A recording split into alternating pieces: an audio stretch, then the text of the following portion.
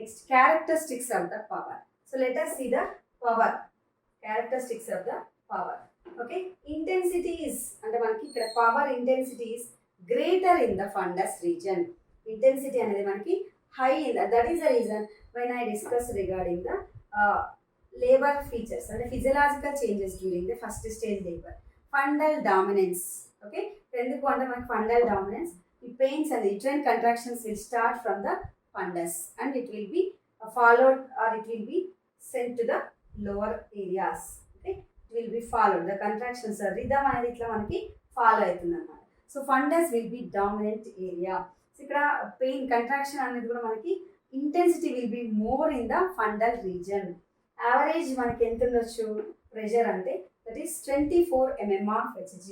So average power in Hgs is like 24 mm of Hg.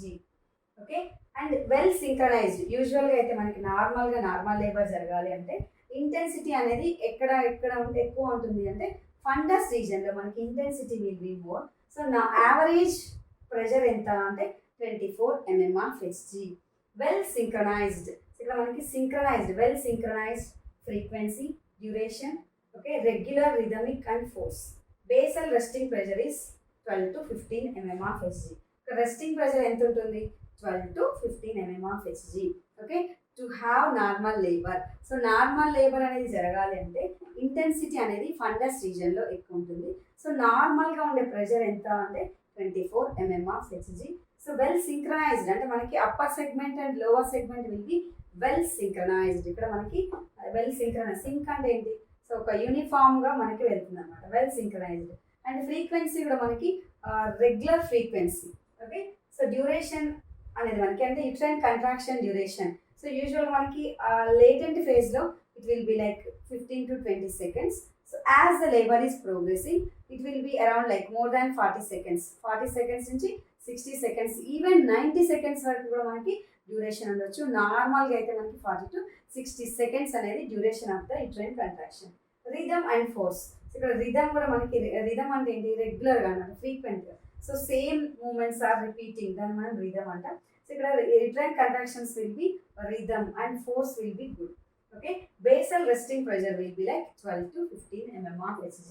Okay, so జనరల్గా మనకి abnormal labour కావడానికి, okay, to have abnormal labour జరగడానికి 3 reasons అని చెప్పవచ్చు. ఏంటవి? Abnormalities with the power.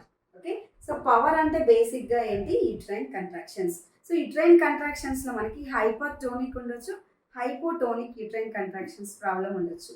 Okay, so ఇక్కడ బేసిక్గా ఏంటంటే పవర్ అనేది మనకి ఎలా ఉండాలి, నార్మల్ లేబర్ జరగాలి అని అంటే, సో ఒక పవర్ అనేది అంటే యూట్రైన్ కంట్రాక్షన్స్ ప్రెషర్ అనేది it will be dominant in the fundal region. So fundal రీజన్లో మనకి డామినెంట్గా ఉంటుంది. సో ద ప్రెషర్ అనేది మనకి 15 to 21 mm of Hg ఉంటుంది. Okay, and well synchronised. So they will be well synchronised. Average pressure is 24 mm of Hg. Okay, well synchronised. And duration ఎంత, almost 60 seconds. Duration will be like 60 seconds. So నార్మల్గా అయితే మనకి duration ఎంత ఉండొచ్చు 40 seconds. Okay, so నార్మల్గా మనకి 15 seconds అంటే latent ఫేజ్లో ఇనిషియల్గా ఎలా స్టార్ట్ అవుతుంది, 15 seconds నుంచి స్టార్ట్ అవుతుంది. సో ఇక్కడ more than 40 seconds and 60 seconds. So by the second stage లేబర్కి వచ్చేసరికి సో ఈవెన్ మనకి 60 seconds ఎక్స్టెండ్ అయ్యి 90 seconds వరకు కూడా వెళ్తుంది. సో రెస్టింగ్ స్టేజ్లో ఉన్నప్పుడు ప్రెషర్ ఎంత అంటే 12 to 15 mm of Hg. So this is about power. So how can you measure? So whether the power is good or not, మనకి ఎట్లా తెలుస్తుంది అంటే by electronic fetal monitoring, cardiotocograph తోటి. So you will identify the, this is cardiotocography and okay. So this cardiotocography will give the information about the not only fetal heart rate and also contractions. You can find the contraction graph. Okay, so this is the contraction graph. External and internal monitors. Okay, you can see these are the external. So ఇది మనకి fetal scalp పెట్టేసారు electrodes. So this is internal. So ఇది external. Okay, so మనకి uterine డిస్ఫంక్షన్స్లో especially పవర్లో problem ఏంటి అంటే hypotonic, hypertonic and uncoordinated and inadequate expulsive efforts. Okay, uterine dysfunction లేదా మనం యూట్రైన్ ఇనర్షియా అని కూడా అనొచ్చు. ఓకే, యూట్రైన్ డిస్ఫంక్షన్ లేదా uterine inertia, hypertonic uterine inertia లేదా hypotonic uterine inertia. Okay, so hypotonic dysfunction, hypotonic అంటే ఏంటి, యూట్రైన్ కంట్రాక్షన్స్ అనేవి లెస్. ఓకే, సో మనకి less inadequate uterine contractions. Okay, so hypotonic అంటే ఏంటి, హైపో లెస్, టోనిసిటీ అంటే ఇక్కడ less uterine contractions, inadequate uterine contractions are called as hypotonic uterine contractions, whereas hypertonic uterine contractions, hypertonic uterine contractions అంటే ఏంటి అంటే మనకి excess. Okay, so more than, so ఎక్కువ intensity, frequency, ఇవన్నీ కూడా మనకి ఫ్రీక్వెన్సీ అనేది తగ్గి intensity of the uterine contractions are increases, దాన్ని మనం హైపర్టోనిక్ యూట్రైన్ కంట్రాక్షన్స్ అనొచ్చు. Okay, uncoordinated, so normal labour జరగాలి అంటే మనకి యూట్రైన్ కంట్రాక్షన్స్ ఎలా ఉండాలి, సింక్రనైజ్డ్గా ఉండాలి. ఓకే, ఇక్కడ uncoordinated, no coordination between upper and lower uterine segments. Okay, ఇప్పుడు యూట్రైన్ కంట్రాక్షన్స్ అనేది అప్పర్ సెగ్మెంట్ నుంచి మనకి కంట్రాక్షన్స్ వస్తే లోవర్ యూట్రైన్ కంట్రాక్షన్ దాన్ని ఫాలో అవ్వాల్సి వస్తుంది. ఓకే, సో ఇక్కడ మనకి there is no coordination between upper and lower uterine segments, uncoordinated uterine contractions and inadequate expulsive efforts by the mother. So many of the mothers, as they are unaware, are due to heavy pains during the labor, so they will be exhausted by the time. Okay, so labor ending వచ్చేసరికి they will be exhausted and unable to expel. Okay, they are unable to put the efforts to push the baby. Okay, inadequate expulsive efforts, so as the mother is exhausted, unable to push the efforts the baby. Okay, ఇక్కడ బేబీని push చేయడానికి కావాల్సినంత efforts పెట్టలేకపోవడానికి మనం inadequate expulsive efforts అనొచ్చు. Hypotonic అంటే ఏం చెప్పాను, uterine contractions అనేవి తక్కువగా ఉండడం. సో ఈ హైపోటోనిక్ యూట్రైన్ కంట్రాక్షన్స్కి మేజర్గా ఇన్సఫిషియంట్ లేదా ఇర్రెగ్యులర్. సో యూట్రైన్ కంట్రాక్షన్స్ అనేవి ఎలా ఉండొచ్చు, ఇన్సఫిషియంట్, ఇర్రెగ్యులర్, ఇన్ఫ్రీక్వెంట్. ఓకే, ఇక్కడ మనకి యూజువల్గా నార్మల్ లేబర్ జరగాలి అంటే యూట్రైన్ కంట్రాక్షన్స్ ఎలా ఉండాలి. Okay, so intensity of the contraction should be good. Okay, here no sufficient uterine contractions and నార్మల్గా అయితే మనకి రెగ్యులర్ ఉండాలి, సఫిషియంట్ ఉండాలి, ఫ్రీక్వెన్సీ లెస్ ఉండాలి, duration should be good. So ఇవన్నీ కూడా నార్మల్ లేబర్ జరగాలి అంటే. సో ఇక్కడ హైపోటోనిక్ యూట్రైన్ అంటే మనకి abnormal labour due to hypotonic డిస్ఫంక్షన్లో ఏం జరగవచ్చు అంటే insufficient, irregular, infrequent. So uterine కంట్రాక్షన్కి మధ్యలో అంటే మనకి జనరల్గా ఫస్ట్ స్టేజ్ లేబర్లో లేటెంట్ ఫేజ్లో ఉన్నప్పుడు 10 to 15 minutes లేదా 15 to 20 minutes అంటే ఒక కంట్రాక్షన్ నుంచి ఇంకొక కంట్రాక్షన్ రావడానికి ఎంత టైం తీసుకోవచ్చు అంటే ఒక 15 to 20 minutes. Okay, here irregular, infrequent, మనకి ఫ్రీక్వెన్సీ కూడా మనం చెప్పాలి, hypotonic dysfunction. Okay, so problem with inadequate contractions, okay, or insufficient uterine contractions, irregular uterine contractions and infrequent uterine contractions. Insufficient లేదా inadequate, irregular and infrequent uterine contractions.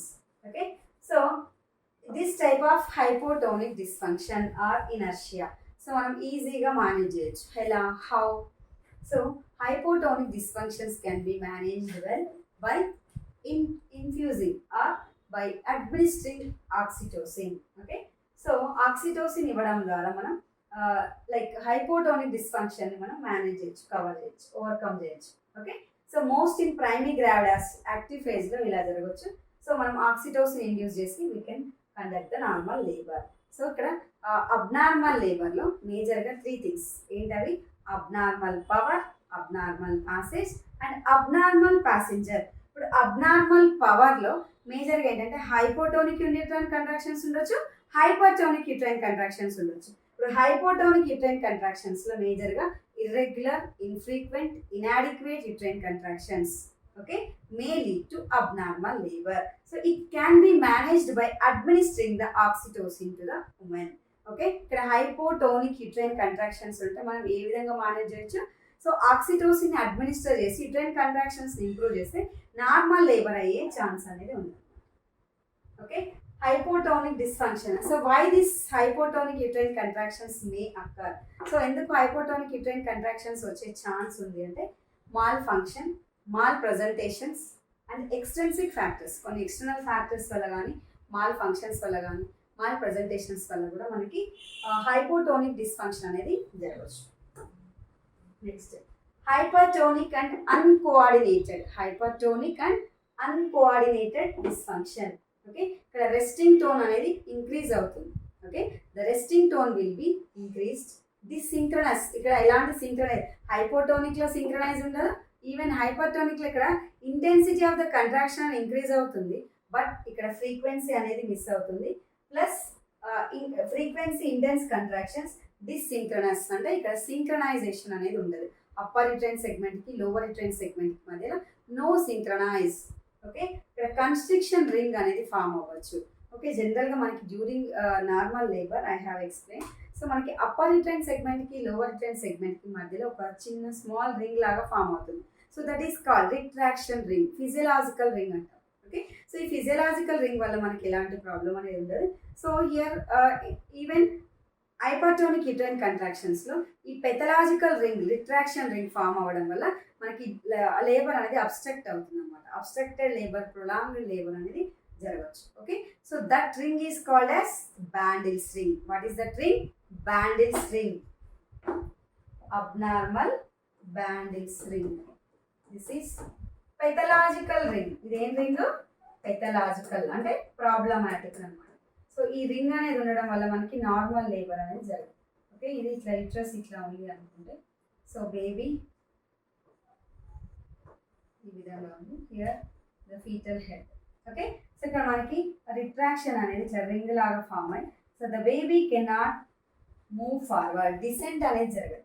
The baby cannot move forward, descent అనేది జరగదు. So here ring అనేది form అవుతుంది. This is called as Bandl's ring. What is this ring? Bandl's ring, constriction ring లేదా Bandl's ring లేదా retraction ring. Pathological retraction ring అని కూడా అనొచ్చు. Pathological retraction ring. Okay, so మనకి పవర్లో ప్రాబ్లమ్స్ ఏంటి? Hypotonic uterine contractions, hypertonic uterine contractions. Hypotonic uterine contractions ఏమో infrequent, irregular, inadequate contractions. ఇక్కడ మనకి రెస్టింగ్ టోన్ అనేది ఇంక్రీజ్ అవుతుంది. డిస్సింక్రనస్, ఇక్కడ సింక్రనైజ్, అప్పర్ యూట్రైన్ సెగ్మెంట్ కి లోవర్ యూట్రైన్ సెగ్మెంట్ కి మధ్యలో మనకి ఎలాంటి సింక్రనైజేషన్ అనేది ఉండదు అనమాట. Okay, constriction ring also may form. Tocolysis జరగవచ్చు. What we can do, so ఇది తగ్గించడానికి కోసం మనం what we can do, so we can administer tocolysis. Okay, like even magnesium sulphate ఇవ్వచ్చు మనం. Decrease oxytocin. ఓకే, ఆక్సిటోసిన్ ఒకవేళ మన ఇన్ఫ్యూజన్ ఉంటే కనుక సో ఇమీడియట్గా స్టాప్ చేయొచ్చు లేదా డిక్రీజ్ చేయొచ్చు. So you can send the mother to the caesarean section. So sedition కూడా ఇవ్వచ్చు. So you can find this is non pregnant స్టేటస్లో యూట్రస్ అనమాట. How it is upper and lower uterus segment. So this is pregnant uterus at term. It will be like this. Okay, upper and lower uterus segment. So when the uterus is in labour, so నార్మల్గా మనకి early first స్టేజ్లో ఉన్నప్పుడు చూడండి, so ఎలా ఉంది. ఇక్కడ మనకి almost ఒక ఫిజియలాజికల్ రింగ్ అనేది ఫామ్ అయింది here. Okay, this is normal. ఇది ఇంటర్నల్ లాస్, ఇది ఎక్స్టర్నల్ లాస్, అంటే ఇది సర్వైకల్ ఏరియా. అబౌవ్ దిస్ ఇదంతా అప్పర్ యూట్రైన్ సెగ్మెంట్. చూడండి హౌ థిక్ ఇట్ ఈస్. ఇది lower uterine segment. Okay, so ఇక్కడ మనకి అప్పర్ యూట్రైన్ సెగ్మెంట్కి లోవర్ సెగ్మెంట్కి మధ్యలో ఒక ఫిజియలాజికల్ రిట్రాక్షన్ రింగ్ ఉంటుంది. ఇది normal. Okay, uterus is in normal. Second stage లేబర్లో కూడా ఇలా ఉంటుంది. Okay, average in uterus in labour abnormal second stage. చూడండి ఇక్కడ మనకి ఆల్మోస్ట్ ఇక్కడ బ్యాండ్ లాగా ఫామ్ అవుతుంది, strong pathological ring. Okay, so as it cannot enter or it cannot allow the foetus to move on. Okay, ఈ Bandl's ring ఉండడం వల్ల ఫీటస్ అనేది మనకి డిసెంట్ కాకుండా ఉంటుంది అనమాట. Okay, that is called Bandl's ring అంట. అబ్నార్మల్ రింగ్ లేదా pathological ring. This is pathological ring. So here, how it was developed. Pathological ring, constriction ring. Okay, so contractions external. Okay, so contractions can be measured from peak to peak. Contractions అనేవి మనం measure చేయొచ్చు. Here contractions are every 2 to 3 minutes. You can see. So మనకి peak అనేది ఎలా ఉంది contractions. Okay, you can see. So మనకి this is time duration. Okay, and contractions. This is intensity of the contractions. Okay, so ఇట్లా మనకి ఇది base line, ఇంకా contractions వచ్చినప్పుడు హౌ పీక్ అంటే మనకి ఇది ఎంత పీక్ తెలుస్తుంది. సో పీక్ కంట్రాక్షన్స్ని మనం యాక్నీ అనొచ్చు. Not acme, this is acme, మీఎం ఏసీఎంఈ. యాక్నీ అంటే పీక్ యుట్రైన్ కంట్రాక్షన్స్ అంటే ఇంకా హైయెస్ట్ అనమాట. So severe uterine contraction, peak uterine కంట్రాక్షన్ని మనం యాక్నీ అనొచ్చు. Okay, peak uterine contraction is called as acne. Okay, next hypertonic dysfunctions. You can see here hypertonic dysfunctions lo manaki how regular you can see. Okay, so manaki ikkada frequency anedi increase ayindi. Okay, and intensity kuda manaki increase ayindi. Uterine hyperstimulation is defined as greater than 5 contractions for 10 minutes. So manaki within 10 minutes lopale 5 contractions varaki vache chance undi. So that is hypertonic dysfunction. Okay, so you can see the abnormalities. Within 10 minutes lopala manaki how many contractions. Okay, so till now we have seen about abnormal powers. Okay, so abnormal power we have seen about hypotonic uterine inertia లేదా dysfunction అనొచ్చు, hypertonic. Okay, now the next one is inadequate expulsive efforts. Inadequate expulsive efforts ante these are the efforts from the mother. So if the mother is unable to push, expel, okay, inadequate expulsive efforts. So second stage lo manaki assisted delivery might be needed. If mother is unable to push the baby, so we can put the forceps. Okay, so forceps delivery అనేది మనం conduct చేయొచ్చు. Assisted delivery like we can go for assisted delivery లో types ఏంటి, forceps delivery and ventouse. Okay, so ventouse or forceps delivery we can use. Second stage labor లో కనుక mother is unable to put the efforts to push the baby. Okay, inadequate expulsive efforts. Okay, ఇక్కడ అనాలసిక్స్ ఒకవేళ anaesthetic agents ఏమైనా ఇచ్చి ఉంటే so అవి మనం stop చేయాలన్నమాట. Abnormalities of the passage. Okay, ఇక్కడ అబ్నార్మాలిటీస్ ఆఫ్ ద ప్యాసేజ్ లో మనకి bony pelvis most common, soft tissue obstruction, abnormal placental location. Okay, so abnormalities of the passage especially. So till now we have seen about abnormal power. So let us see about abnormal passage. So coming to the abnormalities in the passage. Okay, so in abnormal passage we have, so what is the passage here? Bony pelvis. Okay, so bony pelvis major ga manaki obstructions we can find in the bony pelvis. Most common that may be due to like contracted pelvis. Okay, so contracted pelvis is the main problem. Like bony pelvis is the most common thing, the commonest difficulty for the passage. Okay, so soft tissue obstruction, sometimes soft tissue obstruction, any tumors may obstruct, and abnormal placental location. So usually where the placenta will be located, placenta manaki ekkada location untundi usual ga upper uterine segment. Okay, sometimes lower uterine segment lo ganaka placenta anedi unte, that we can call it as placenta previa. Abnormal location of the placenta, especially in the lower uterine segment. So instead of lying in the upper uterine segment, placenta అనేది మనకి యూజువల్గా ఎక్కడ ఉండాలి, upper uterine segment లో ఉండాలి. Instead of that if it is in the lower uterine segment we will consider it as abnormal placental location. Okay, ఇక్కడ abnormalities in the passage, abnormalities in the passage లో main గా ఏంటి, bony pelvis అంటే problem with the bony pelvis. Okay, ఇప్పుడు pelvis అనేది మనకి adequate గా లేదు అనుకుంటే, కంట్రాక్టెడ్ పెల్విస్ ఉంటాయి, so malformations of the pelvis ఉంటాయి. Okay, abnormalities like rickets disease, rickets లో ఉండే పెల్విస్, ఇట్లా మనకి కొన్ని అబ్నార్మల్ పెల్విస్ ఉంటాయి కనుక నార్మల్ లేబర్ అనేది we cannot expect. This will be like abnormal passage. Okay, bony pelvis most commonest cause.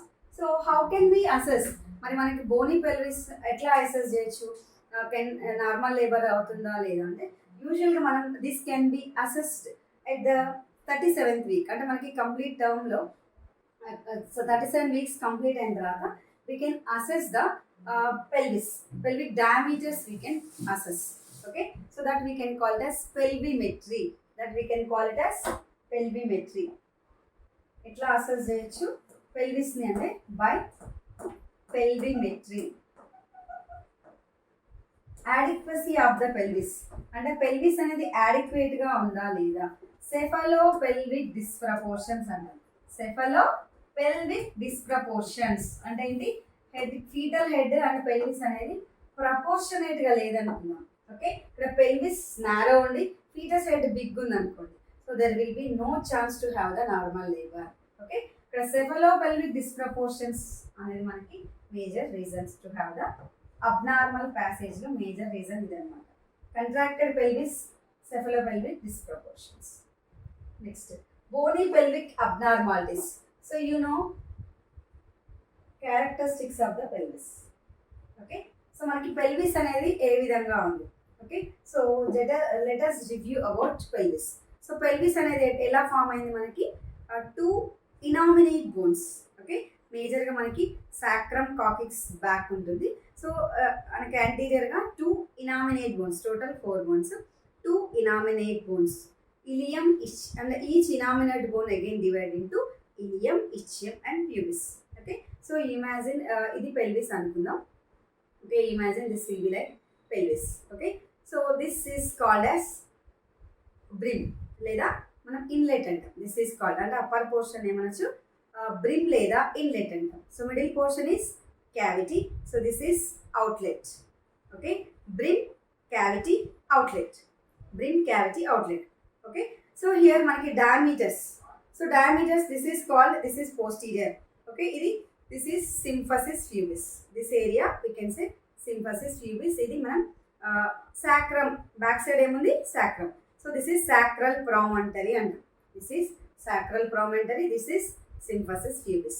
Okay, so మనకి ఈ సాక్రల్ ప్రామినెంటరీ అప్పర్ బార్డర్ నుంచి సింఫసిస్ ప్యూబిస్ అప్పర్ బార్డర్ వరకు, so this distance we can call it as antero posterior diameter. So దీన్ని ఏమనొచ్చు AP diameter అనొచ్చు. What is this AP, antero posterior diameter. So యూజువల్గా మనకి బ్రిమ్లో ఇది ఎంత ఉంటుంది, 11 సెంటీమీటర్స్ ఉంటుంది. So please try to understand. So మనకి antero posterior diameter in the brim will be 11 centimeters. Oblique diameter will be 12 centimeters. So ఇక్కడ transverse diameter ఎంత ఉంటుంది, 13 centimeters ఉంటుంది అన్నమాట. Okay, so this is about brim లేదా inlet. So now cavity. So క్యావిటీలో all diameters will be like 12, 12, 12. Okay, so అవుట్లెట్కి వచ్చేసరికి మనకి AP diameter will be 13 and transverse diameter will be 11. Transverse diameter will be 11. So మనకి ఇవి diameters యూజువల్గా. అయితే మనకి ఆబ్స్టిక్ కాంజుగేట్ లేదా ట్రూ కాంజుగేట్ అండి. ఓకే, ట్రూ కాంజుగేట్ అంటే ఏపీ డయామీటర్, యాంటీరియో పోస్టీరియర్ డయామీటర్ని మనం ట్రూ కాంజుగేట్ అంటాం. So next coming to true like diagonal conjugate. So diagonal conjugate అంటే ఏంటంటే it will be like this. Okay, so sacral promontory నుంచి sacral promontory to symphysis pubis, ఇట్లా ఈ line మనం ఒక ఇమాజినరీ లైన్ గీస్తే this is AP diameter. So ఇట్లా మనకి డయాగోనల్ కాంజుగేట్ ఏంటంటే, so it will be down to the symphysis pubis. ఇట్లా మనకి 1 సెంటీమీటర్ బిలో కనుక ఇట్లా ఉంటుంది. This is called diagonal conjugate. Okay, so this will be like almost 12.5 centimetres. Okay, so మనకి bony పెల్విక్లో abnormalities ఈ డయామీటర్స్, ఇక్కడ మనకి స్పైన్ ఇస్చియల్ ట్యూబరాసిటీస్ మధ్య కూడా మనకి స్పేస్ అనేది ఉంటుంది. సో ఈ diameters for example AP diameter కానీ, డయాగోనల్ కాంజుగేట్ కానీ, ఆబ్స్టిక్ కాంజుగేట్, సో ఇవన్నీ కాంజుగేట్లో మనకి సెంటీమీటర్స్ అంటే డిస్టెన్స్ అనేది నేరో ఉందనుకోండి. So normal labour may not takes place. Okay, mid pelvic ఇక్కడ ప్రాబ్లమ్ విత్ ఇన్లెట్ అంటే brim, problem with mid pelvis and problem with outlet. So generally contracted pelvic, deformed pelvis, ఇవన్నీ కూడా మనకి bony pelvic abnormalities. You can see this are the నార్మల్గా మనకి which pelvis will be helpful to have the normal labour. So what are the types of pelvis? We have 4 types of pelvis. So what are they? Gynecoid, platyphyllid, anthroid and anthropoid and android. Okay, so మనకి ఇవన్నీ కూడా types of pelvis. Okay, so gynaecoid pelvis అనేది most suitable for child birth. Okay, child బర్త్కి ఫీమేల్లో మనకి ఎక్కువగా use అయ్యే pelvis, ఎక్కువగా యూస్ఫుల్ అయ్యే పెల్విస్ ఏంటి అంటే గైనకాయిడ్. సో గైనకాయిడ్లో మనకి బ్రిమ్ అనేది ఎలా ఉంటుంది, రౌండ్గా ఉంటుంది. గైనకాయిడ్ పెల్విస్లో brim will be like round.